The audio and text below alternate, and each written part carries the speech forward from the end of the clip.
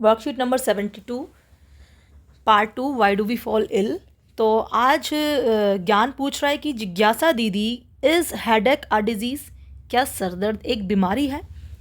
दीदी ने कहा कि हेडेक यानी सर दर्द, cough etcetera are the symptoms of disease. ये सर में दर्द होना कोई बीमारी नहीं है।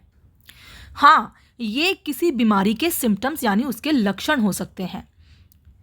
डिजीज़, तो यहाँ पर हमने क्या जाना कि डिजीज़ क्या है? Disease refers to any condition that disturbs or modifies the normal functioning of the normal living organism।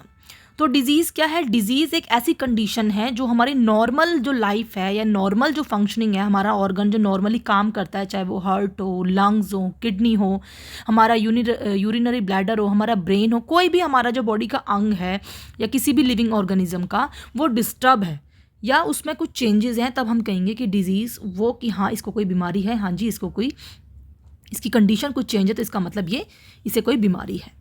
The symptoms give are definite indication of the presence of particular disease. अगर हमें सिम्टम्स उसके दिखाई देते हैं, लक्षण, तो हम बिल्कुल श्योर हो जाते हैं कि हाँ इसको तो कोई ना कोई बीमारी ज़रूर ही है।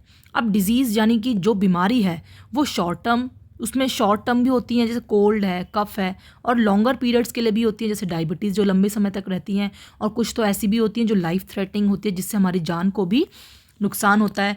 तो एक चीज़ हमको यहाँ पर समझ में आई कि जो डिजीज़ है वो दो वर्ड से मिलकर बना है, डिस प्लस ईज़।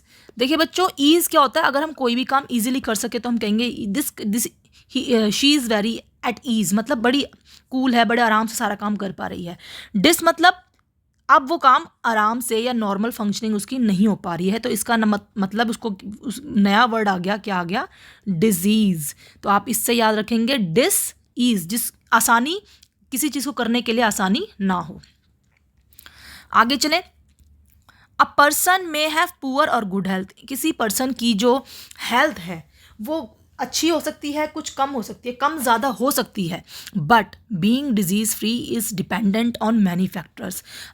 लेकिन अगर आपको कोई डिजीज़ नहीं है तो उसके लिए आपको कई सारी चीज़ों पर डिपेंड रहना पड़ता है, and he or she needs to be diagnosed for the same.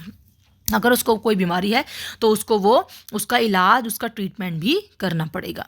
So when do we से person is suffering from a disease? हम कैसे कहें कि भाई फलाने पर्सन को जो है एक डिजीज़ है? सबसे पहली बात क्या होगी कि when the functioning of a body is disturb, मतलब वो ठीक से सांस नहीं ले पा रहा है, डाइजेशन में प्रॉब्लम है, एक्सक्रीशन में प्रॉब्लम है, रेस्पिरेशन में प्रॉब्लम है, उसके ब्लड सर्कुलेशन में कोई प्रॉब्लम है, तो हम कह देंगे कि उसकी फंक्शनिंग में कोई प्रॉब्लम है बॉडी की, इट मीन्स डिस्टर्ब है, इट मीन्स उसको कोई डिजीज़ है।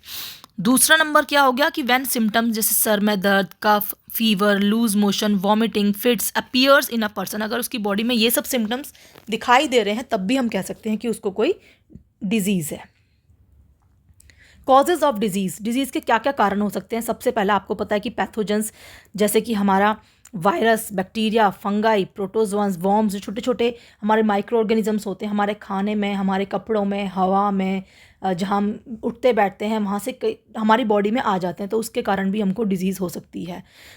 नंबर 2 है पुअर हेल्थ और अंडर न्यूरिशमेंट। अगर हमारी हेल्थ बहुत पुअर है या हमें अंडर नरिशमेंट, मतलब हमें जो न्यूट्रियस हमें हेल्दी खाना मिलना चाहिए, न्यूट्रिएंट वाला, वो हमें नहीं मिल पा रहा है, हम अंडर नरिश हैं, ठीक है। तीसरा है हेरिडिटरी या जेनेटिक डिसऑर्डर। हो सकता है कि हमें कोई डिजीज़ ऐसी है जो हमें अपनी फैमिली से मिली हो, हमारी फैमिली में पहले ही किसी और को हो, और उसके कारण भी हमें वो डिजीज़ हो सकती है, या हमारी बॉडी के अंदर जेनेटिकली कुछ डिसऑर्डर्स हो सकते हैं जो एक जनरेशन से दूसरी जनरेशन तक ट्रांसफ़र आते हैं, तो हम उसकी वजह से भी बीमार हो सकते हैं। Lack of proper treatment. बीमारी आपको पता चल गई थी स्टार्टिंग में, लेकिन आपने कोई ट्रीटमेंट नहीं कराया, हमने कोई ट्रीटमेंट नहीं कराया, तो हमें भी आगे चल के वो बीमारी हो सकती है। इम्यूनाइजेशन होता है वीक, हम जल्दी जल्दी बीमार पड़ते हैं क्योंकि हमारे शरीर को जो है हमारी बॉडी में ऐसे सेल्स नहीं हैं जो किसी बीमारी से लड़ने में उनकी पावर नहीं है इतनी, या हमने प्रॉपर टाइम पे वैक्सीनेशन नहीं कराया, तो हमें फ्यूचर में जाके वो डिजीज़ हो सकती है। और एनवायरमेंटल फैक्टर जैसे एयर, वाटर, साउंड, इन सब का पॉल्यूशन भी हमें अक्सर बीमार कर देता है। जिन लोगों को ऑलरेडी अस्थमा की प्रॉब्लम होती है तो देखिए एयर पॉल्यूशन में उनको कितना नुकसान होता है, ठीक है। तो ये सब क्या है? Causes of disease. Sign of disease क्या हो सकता है कि they give more definite indications of the presence of a particular disease.